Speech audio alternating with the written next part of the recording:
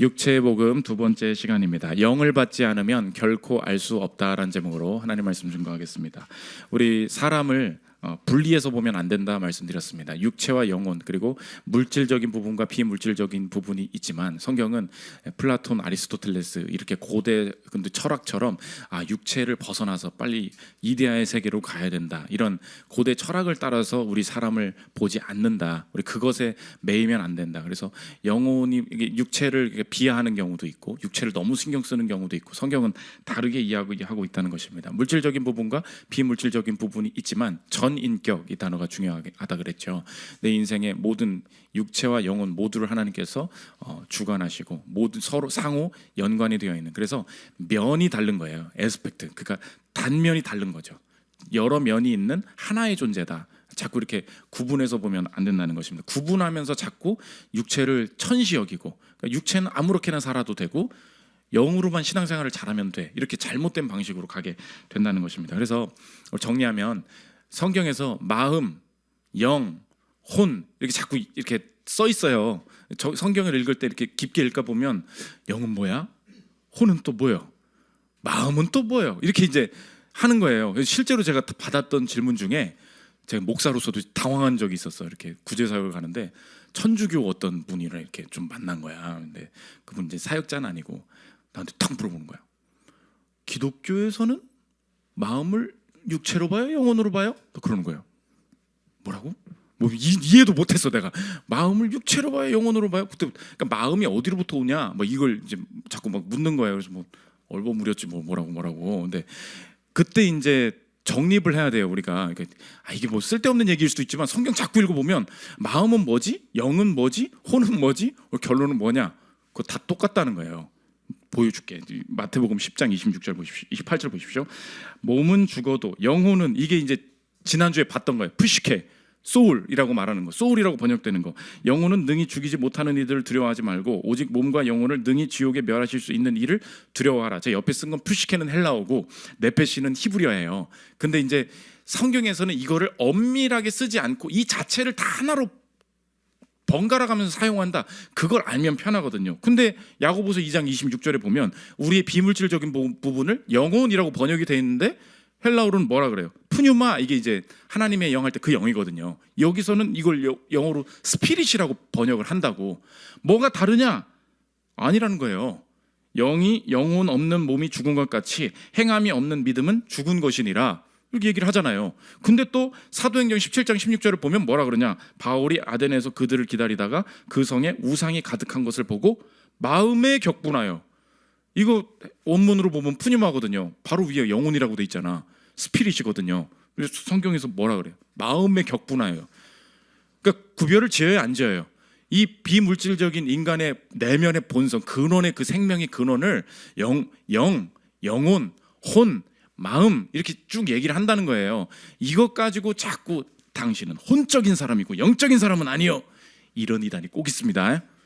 절대 따라가면 안 돼요. 그런 식으로 뭔가 나는 마음을 분석할 수 있는 사람인 것처럼 말하는 거 다 거짓말입니다.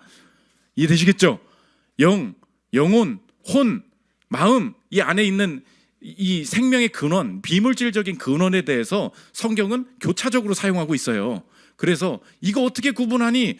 구분한 적이 없기 때문에 구분을 못해. 이 휠러 로빈슨이라는 신학자가 너무 멋지게 표현해서 들어보십시오.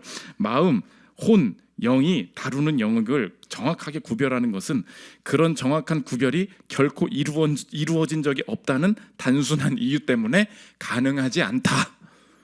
그런 적이 없어. 바울은 그렇게 쓴 적이 없다고. 정확히 구분해서 쓰지 않는 그 전인격으로 성경이 바라보고 있다고요. 근데 여기서 이제 번역이나 단어 가지고 당신은 혼은 살아있지만 영은 죽었어. 그래요? 이렇게 하면 이제 다 도를 아십니까로 이제 가게 되는 거야. 그러지 말라 이 얘기입니다. 이해되시겠죠? 깔끔하게 정리를 하고 넘어가자고. 그러면 영혼이 있긴 있다는 거잖아요. 그죠? 성경은 무엇을 진짜로 대조하고 있느냐? 오늘 그걸 볼 건데, 영적인 삶이라는 게 무엇인가 오늘 주제입니다. 영적인 삶. 영적인 삶이라는 게 뭐냐? 너무 추상적이잖아요. 보도록 하겠습니다. 첫째로 살필 것은 육신과 영입니다. 성경은 몸과 영혼을 구별짓지 않는다는 거예요. 자꾸 지금 말하죠. 전인격이다. 몸과 영혼을 구별지지 않는다. 그러면 성경이 반대로 계속 구별하고 대조하는 게 있다는 것입니다. 그걸 뭐냐? 육신과 영혼 이렇게 구분한다. 육신의 삶, 영의 삶. 몸과 영혼을 구분하지 않아요. 성경이 구분하는 방식으로 내 세상을 봐야 된다고. 성경은 몸뚱아리는 이거 아무 쓰잘데기 없고 정신적인 거, 마음에 있는 게 중요해. 그렇게 보지 않고 육신과 영, 육신의 삶, 영의 삶 이렇게 말한다니. 몸의 삶, 영의 삶 이렇게 말하지 않고 육신의 삶, 영의 삶 이렇게 말한다는 것입니다. 로마서 8장 5절 보십시오. 육신을 따르는 자는 육신의 일을, 영을 따르는 자는 영의 일을 생각하나니 육신의 생각은 사망이요 영의 생각은 생명과 평안이니라. 계속 한번 띄워주십시오. 육신을 따르는 자는 육신의 일이다. 이 육신의 일은 몸의 일이라는 뜻이 아니라는 거예요. 육신의 일을 생각하나니 영의 일을 생각하나니 이렇게 돼 있죠. 그러니까 육신의 일도 생각의 일이 있는 거죠. 영의 일도 생각이 있는 일이 있는 거죠. 그러면 육신의 일은 도대체 뭐예요? 하나님의 영으로부터 오지 않은 거. 그게 육신의 일이라는 거예요. 그럼 영의 일은 뭐예요? 하나님의 영으로부터 온 거. 그거라는 거예요. 그러니까 내가 지금 요즘 너무 육체적으로 내가 타락하면서 살았어. 그러면서 교보문고에 가. 책을 펴. 정신 분석 어쩌고 저쩌고 심리학 어쩌고 저쩌고 마음이 깨끗해져. 뭐예요? 여전히 육신의 일이라는 거예요. 이해되시겠어요? 자꾸 나는 너무 육체적으로 삶을 살았어. 이제 조금 영적인 삶을 봉사활동을 막 가서 막 뭘 해. 마음이 깨끗해지고 보람도 느끼고. 이게 영적인 게 절대 아니라는 거예요. 성경의 기분은 아주 단순해요. 육신의 일은 뭐예요? 하나님의 영으로부터 오지 않은 일 전부. 그게 육체적인 일이든 생각의 일이든 다 육신의 일 이렇게 말하는 거예요. 영의 일은 뭐예요? 하나님의 영으로부터 온 것. 그래서 하나님의 영으로부터 오지 않으면 절대 영의 일을 할 수도 없고 영의 사람이라고 말할 수 없다. 당신은 영적인 삶을 살고 있지 않다. 오늘 그게 12절이에요. 들어보십시오. 우리가 세상의 영을 받지 아니하고 오직 하나님으로부터 온 영을 받았으니 이는 우리로 하여금 하나님께서 우리에게 은혜로 주신 것들을 알게 하려 하심이라. 우리가 이것을 말하거니와 사람의 지혜가 가르친 말로 아니하고 오직 성령께서 가르치신 것으로 하니 영적인 일은 영적인 것으로 분별하느니라. 육에 속한 사람은 봐요. 하나님의 성령의 일들을 받지 아니하나니 이는 그것들이 그에게는 어리석게 보이며 또 그는 그것들을 알 수도 없나니 그러한 일은 영적으로 분별되기 때문이라.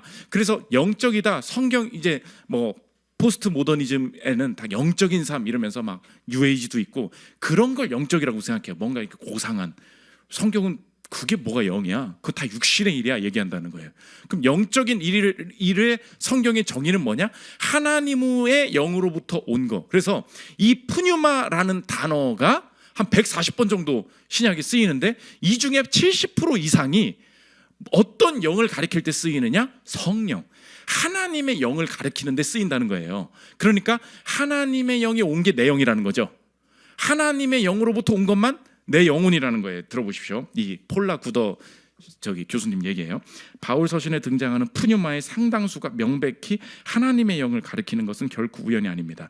바울에게 신령한 것은 하나님의 영에게서 오는 것을 가리키며 따라서 영성은 모호한 개념이 아니라 그 영, 대문자에 쓰여요. 스피릿과 직접적으로 연관되는 일을 가리킵니다. 영적인 삶이 뭐예요? 하나님의 영을 받고 하나님의 영, 성령 따라 사는 삶. 이게 영적인 삶이라는 거예요. 정리하면 제목과 같죠. 영을 받지 않으면 결코 알 수 없다. 뭘 몰라요? 하나님이 하시는 일을 모른다고. 그래서 여러분들이 쫄지도 말아야 되고 스스로 우쭐해지지도 말아야 될 게 뭐냐? 생각이 깊대. 저 사람은 묵상을 잘한대. 현명한 사람이래. 그럴 수 있어요. 사고를 잘하는 사람이래. 맞아요. 근데 그 사람이 영적인 사람이냐? 아니라는 거예요. 왜?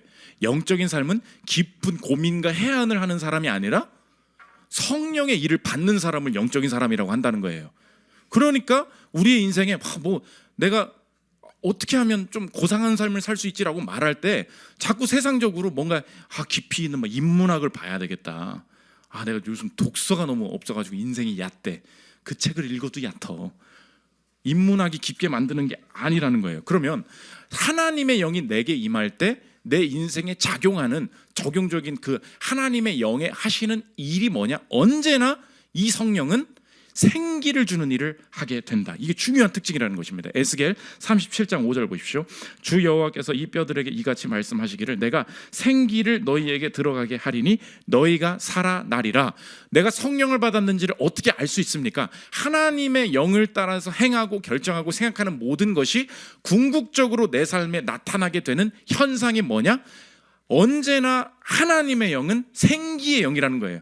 그래서 하나님의 뜻을 따라 살면 이게 절망 같아 보여요. 야, 이러다 죽을 것 같아 보여요. 결론적으로 늘 생명력이 넘쳐나게 돼 있어. 산다는 느낌을 받게 돼 있어. 예수 믿는 우리 성도님들 중에 답답하신 분, 이렇게 하면 비교가 돼요. 내가 전도하고 싶은 부모님들이 있거든. 그래서 부모님 이렇게 전도 기도 제목으로 놓고 하는 분들을 많이 만나보잖아요.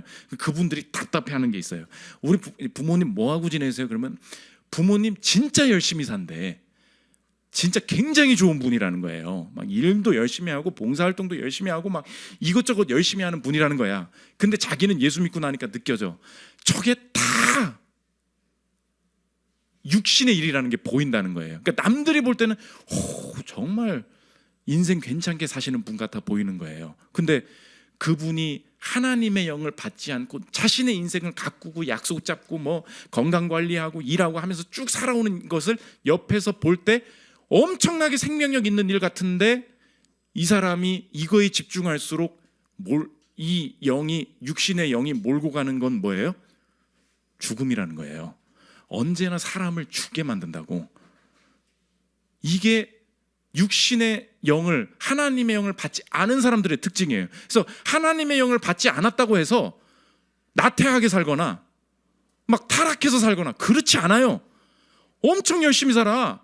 선한 일도 더 많이 해. 훨씬 탁월해요. 문제는 뭐냐?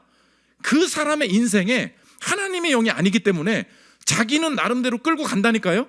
근데 그 일이 가져오게 되는 내 인생에 경험하게 되는 인생의 마지막이 뭐냐? 이거 하다가 죽을 것 같다는 거예요.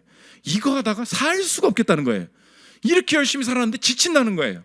근데 반대로 성령은 뭐냐? 언제나 생기의 영이에요. 진짜 주님은 나한테 왜 이걸 요구하시는지 모르겠어. 이런 결정들이 있어요. 근데 주님이 이끄시는 것 같아서 막 실행을 한단 말이에요. 그때 나중에 느껴지는 게 뭐야? 이게 살 길이었다는 거예요. 갑자기 살아나요. 그래서 여러분의 인생에도 지금 판단해야 될 게 뭐냐? 영적인 삶 살고 싶죠. 도대체 뭔가 싶죠. 성령의 삶이에요. 그 관련 없는 그냥 철학의 삶, 묵상의 삶, 고뇌의 삶, 그게 아니라니까. 근데 그것을 따라가 보면 삶에 느껴지는 게 뭐냐? 내 인생에 이걸 계속해. 근데 이거 계속하면은 생명력이 사라질 것 같은 거야. 삶의 생명을 죽이는 일 같은 거야. 그래서 끊게 되는 거예요. 그게 뭐 게임이 됐든 어떤 내 특정한 취미 생활이 됐든 세상이 볼 때는 그게 뭐 나쁜 일도 아니야. 근데 느껴져. 영이 허락하신 일이 아닌 거예요. 영이 바라시는 일이 아니에요. 그래서 끊게 되고 구별짓게 되고 이 사람은 그만 만나야 될 것 같아. 헤어지게 되고 관계 정리하고 그러면 생기가 돌아요. 돈 쓰는 것도 마찬가지예요. 이렇게 자녀를 키웠더니 생기가 돌아야 되거든요. 이렇게 돈을 썼더니 생기가 돌아야 되거든요. 무진장 저축하고 죽음의 결과일 수 있어요. 무진장 탕진하고도 죽음의 결과일 수 있어요. 그러니까 어떤 행위를 했냐 안 했냐가 생기가 아님을 알 수 있겠죠. 하나님으로부터 온 것이냐, 이게 중요하다는 것입니다. 영적인 삶이 뭐냐? 푸뉴마, 하나님의 영으로부터 받은 거, 그게 영적인 삶이다. 두 번째 적용인데 두 가지로 우리의 인생에 적용이 된다는 것입니다. 첫째로 유일성이에요. 하나님의 영으로부터 온 것만 영적인 삶이기 때문에 우리에게 적용이죠. 좋은 일이 영의 일은 아니다. 이게 적용이죠. 좋은 기회가 하나님의 기회는 아니다. 이게 속임수예요. 이게 14절 보십시오. 육에 속한 사람은 하나님의 성령의 일들을 받지 아니하느니 이는 그것들이 그에게는 어리석게 보임이요 또 그는 그것들을 알 수도 없나니 그러한 일은 영적으로 분별되기 때문이라. 다른 사람들이 볼 때는 뭐래요? 어리석게 보인대요. 그게 무슨 말이에요? 세상이 볼 때는 좋은 일 같지가 않을 때도 있다는 거예요. 연말이죠. 내년에 어떻게 될까요? 사주팔자 보러 가야지. 다 망할 겁니다. 절대 보러 가는 게 하나님이 얼마나 그 진노하시는 일인데 그런 거 하는 거 아니에요. 근데 내 인생에 어떻게 될지 모르잖아. 그럼 결국은 내년에 내가 기대하는 게 무엇입니까? 이걸 물어보고 싶어요. 여러분 뭘 기대해요? 좋은 일 생기기를. 그렇죠. 근데 이 좋은 일이 하나님의 일이 아닐 수 있다는 거예요. 그러면 내가 성령을 구하냐 좋은 일을 구하냐, 여기서 막히는 거예요. 성령의 기회를 구하냐 좋은 기회를 구하냐. 좋은 기회인데 나를 죽일 수 있는 거죠.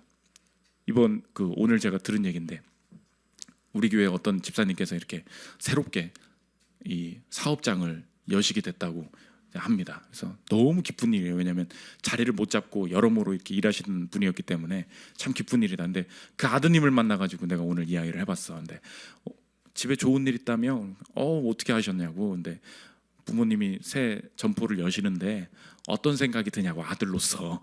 아들의 뷰는 또 다를 거 아닙니까? 내가 이제 몰래 물어봤지. 자기 좋대. 왜 좋냐 물어봤는데 굉장히 영적인 대답을 하더라고요. 뭐라고 하시냐, 임시입니다. 임시 집안인데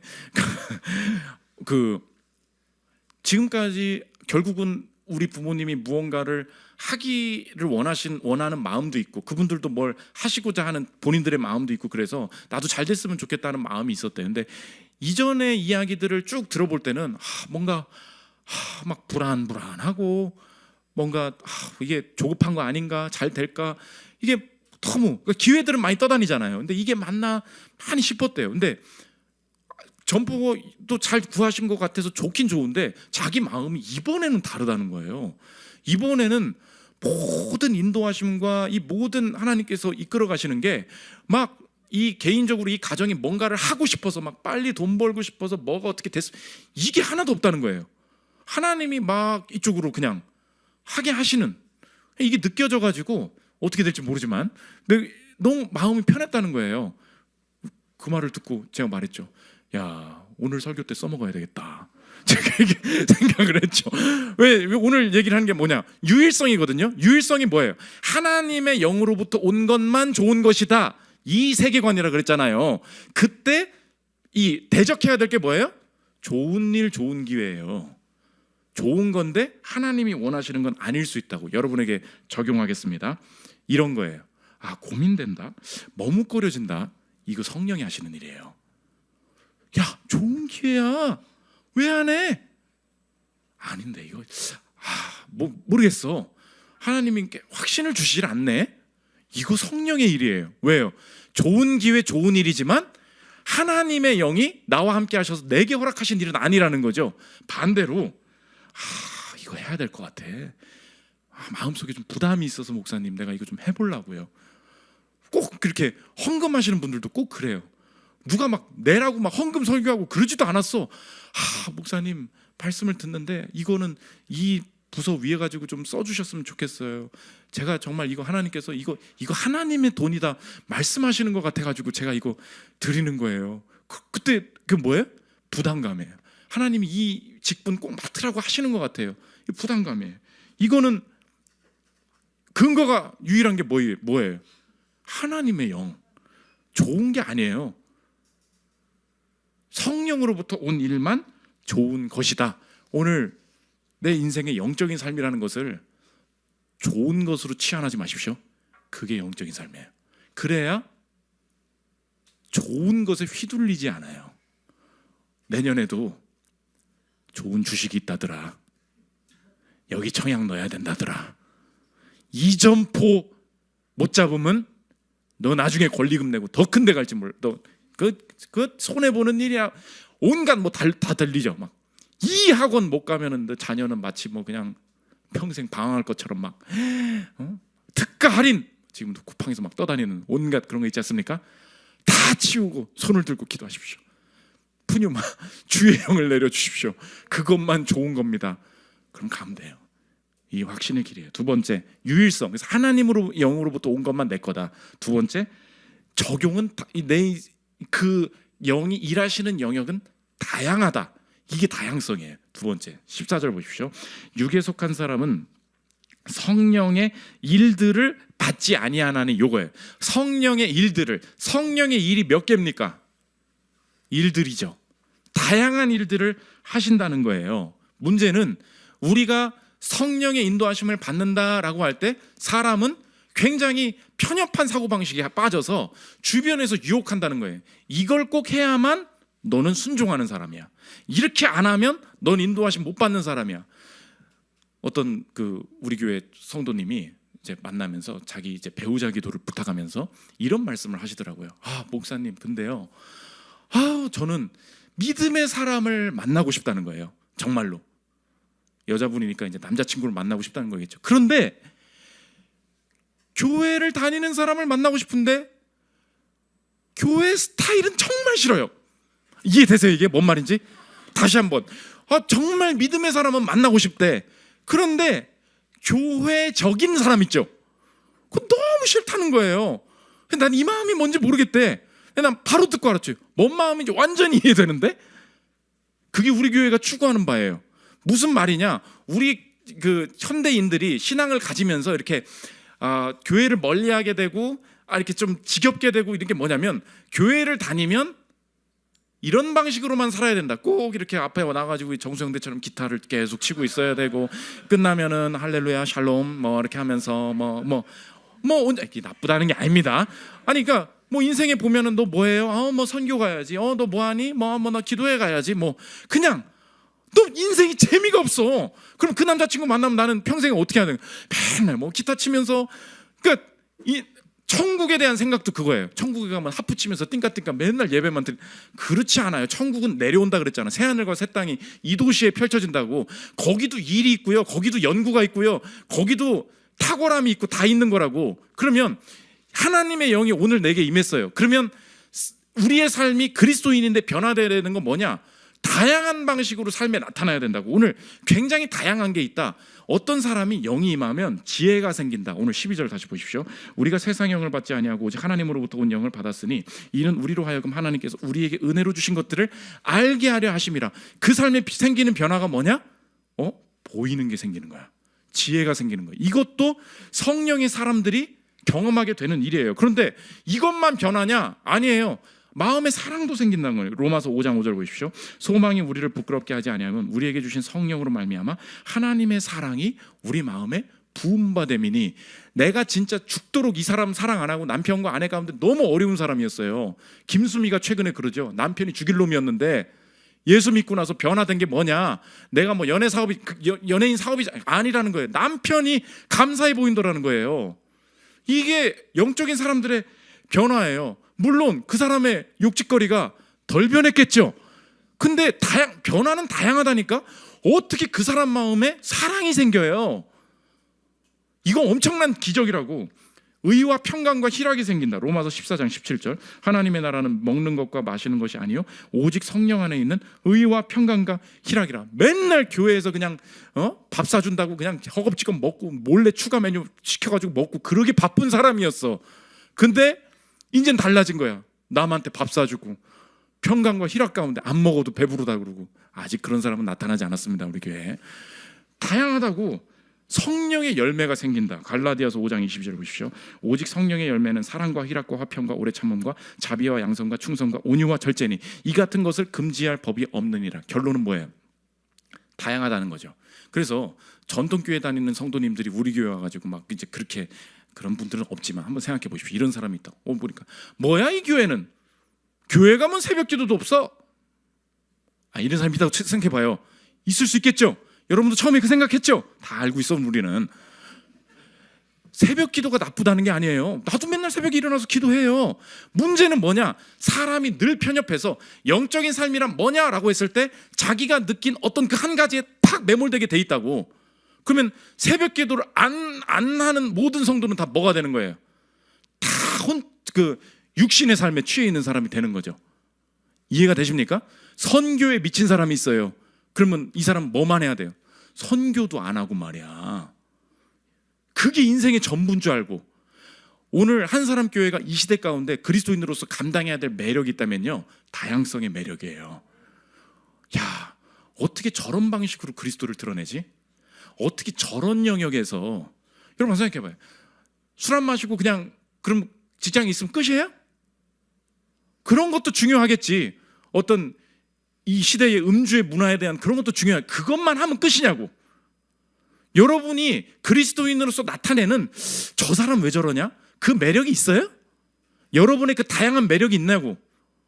나는 11조도 하고 주일 성수도 하고 교회적인 일은 잘해. 근데 내 인생의 어떤 창작의 영역에서, 어떤 교육의 영역에서, 내가 부모를 섬기는 영역에서 야, 이거 참 주님이 원하시는 멋진 일이다. 그거 해내야죠. 폴라구도 교수님이 이렇게 이어서 얘기합니다. 들어보십시오. 영을 향해 열려있는 사람들 및 교회가 되기 어려운 이유는 인간의 성향, 곧 같은 일이 반복되기만을 기대하고 또 무언가가 참이기 위해서는 우리가 만들어 놓은 틀에 맞아야 한다고 고집하는 우리의 성향 때문입니다. 영은 장엄하고 극적인 형태로 임재할 때도 있고 생명을 주는 소망의 소리 없는 속삭임으로 숨을 내쉴 때도 있습니다. 우리가 할 일은 생명을 주는 영의 임재를 언제 어디서 조우하든 그것을 알아차리는 일에 숙달되는 것입니다. 멋있죠? 여러분, 그래서 자꾸 자기 생각에 파묻혀 있지 마요. 신앙서적 좋아하는 사람들은 꼭 공예배 무시해. 기도회 가면 함께 기도해야 기도냐고. 그렇게 빠져 있지 말라고. 홀로 있는 사람일수록 기도에 나와야 되는 거예요. 교회적인 일을 너무 좋아하는 사람일수록 일상에서 돈 벌어봐야 돼. 우리 교회 그거 엄청 강조하는 거 알죠? 살아남아 봐라, 이 자식아. 얼마나 세상 살기 힘든지. 거기서 지지고 볶고 살아남으려고 하다가 예배 나와서 예배 드려봐요. 사도신경 할 때부터 눈물이야. 인생이 얼마나 힘든지. 살아남아 봐야 될 거 아니에요. 돈은 주님이 주시는 거래. 네가 벌어라. 네가 벌어야 주시는 거야. 우리 그거 엄청 강조하거든요. 어디서 돈 무서운 줄 모르고 주님이 어떻게 해주시겠죠. 그래서 그리스도인들이 매력이 없는 거예요. 주님 돈이 없군요. 돈을 벌어야 되는군요. 근데 어떻게 해야 영의 인도하심을 따라 생존하고 아름다움을 드러내는 일이 될까요? 고민해 봤어요? 돈이 많아야만 아름다운 것입니까? 모든 영역이 다 그렇잖아요. 시간 활용도 마찬가지고. 어떻게 하면 멋질 수 있을까? 어떻게 하면 주님 앞에서 영을 따라 사는 삶이 될 수 있을까? 우리 교회에서 내가 그래서 끝까지 내가 새벽 기도 안 했잖아. 그리고 나가지고 헤비 시작했죠. 기도 더 해. 그러다가 새벽 기도를 뭔가 할 날이 있어. 그럼 또 오세요. 아직 안 해. 그런 계획도 없어. 너무 갑자기 또 깜짝 놀래가지고. 이해되시겠죠? 다양성, 이거 매력이에요. 마지막 세 번째, 완성입니다. 예수님이 영으로, 하나님의 영으로 받으신 일이 뭐예요? 뭐 하라고 하셨어요? 죽는 일이죠. 십자가에서 죽는 일. 죽는 일이 좋은 일입니까? 나쁜 일입니까? 이렇게 물으면 영적인 삶이 아니라는 거 아시겠죠? 죽는 일이 어디로부터 왔는가? 이걸 물어야 된다고. 누가 죽으라고 했어요? 성부 하나님이 죽으라고 했다고. 그래서 좋은 일인 거예요. 여러분의 인생이 이렇게 바뀌길 축복합니다. 오늘 정말 감당하기 싫은 업무죠. 이 회사 이거 해야 되나? 자꾸 이렇게 할 때 주님 원하시는 일인가요? 주님 잘 해볼까요? 주님이 내 인생 놓고 기도할 때 주님이 마음 주세요. 그 영만 따라가라고. 그럴 때 자꾸 이거 하면 손해인데 자꾸 옆에서는 이 부서 맡아서 이 학생 맡아서 니 망했다 그러고 어쩌고 저쩌고 이 영업처 맡아가지고 너 힘들 거라고 온갖 리을을 다 하잖아. 이 세상에 좋은 일 찾아다니는 세상 속에 유일한 구원이 뭐예요? 영의 구원이에요. 영의 구원. 영의 구원. 예수님이 뭐라 하냐? 예수님 안에서 죽냐? 죽어도 산다. 요한복음 11장 25절을 읽고 마치겠습니다. 예수께서 이르시되 나는 부활이요 생명이니 나를 믿는 자는 죽어도 살겠고. 죽지 않겠고가 아니에요. 죽음이라는 일도 있다고. 근데 난 이제부터 결심하겠습니다. 좋은 일 나쁜 일 아니고 주님께서 허락하신 일이라면 그 일 행할 때 내 인생에 열매 거둘 줄 믿는다. 오늘도 몸과 영혼을 대조하고 있지 않고 육신의 삶, 영의 삶. 육신의 생각은 사망이요 영의 생각은 생명과 평안이다. 성령으로부터만 내 인생에 선한 것이 옴을 알고 늘 성령을 사모하며 삶의 열매를 맺는 저여러분들 되시기를 기도합니다. 우리 찬양하고 기도하는 시간 들어가겠습니다.